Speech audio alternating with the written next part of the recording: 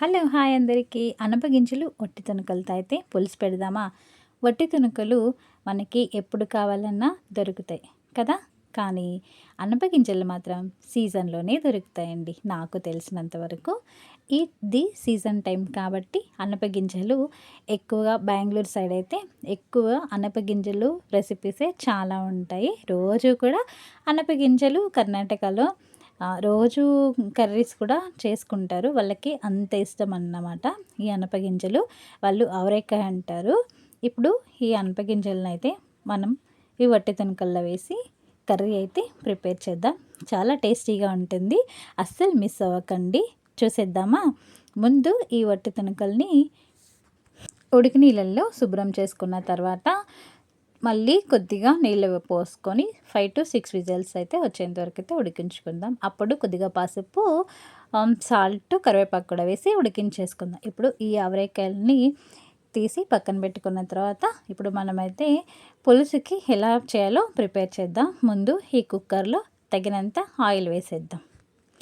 Oil వేసిన తర్వాత ఆనియన్స్ని కూడా వేసుకుందాం. నేనైతే ఆవాలు జీలకర్ర స్కిప్ చేస్తున్నా. మీరైతే కావాలనుకుంటే వేసుకోవచ్చు, నో ప్రాబ్లం. ఇప్పుడు కరివేపాకు కూడా వేసుకొని అలాగే టమాటాలు కూడా వేసుకొని తెల్లగడ్డ కూడా దంచి వేసేసుకుందాం. ఇప్పుడు ఇవి బాగా మగ్గేంత వరకు అయితే వేయించేసుకుందాం. ఇవి బాగా మగ్గిన తర్వాత అనపగింజల్ని వేసి కలిపేసుకొని కొద్దిగా ధనియాల పొడి, కారపొడి, లైట్గా గరం మసాలా కూడా వేసేసుకుందాం. అయితే కొంచెం అల్లం కూడా వేసుకోండి. టేస్ట్ అనేది చాలా బాగా వస్తుంది. అల్లం వీలైనంత వరకు స్కిప్ చేయండి, ఎందుకంటే పులుసు కాబట్టి అల్లం నేనైతే వేయలేదు.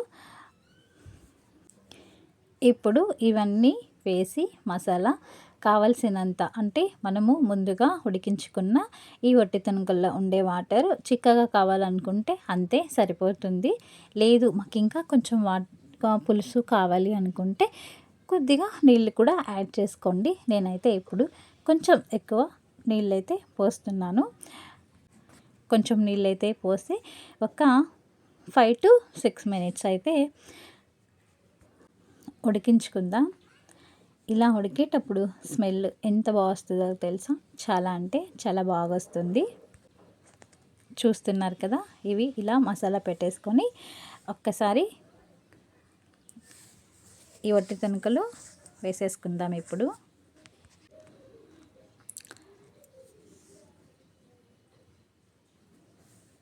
కొద్దిగా నీళ్ళు కూడా వేస్తున్నాను, చెప్పాను కదా. ఇలా నీళ్ళు కూడా వేసేసుకొని ఇంతే అయితే మాకు సరిపోతుంది.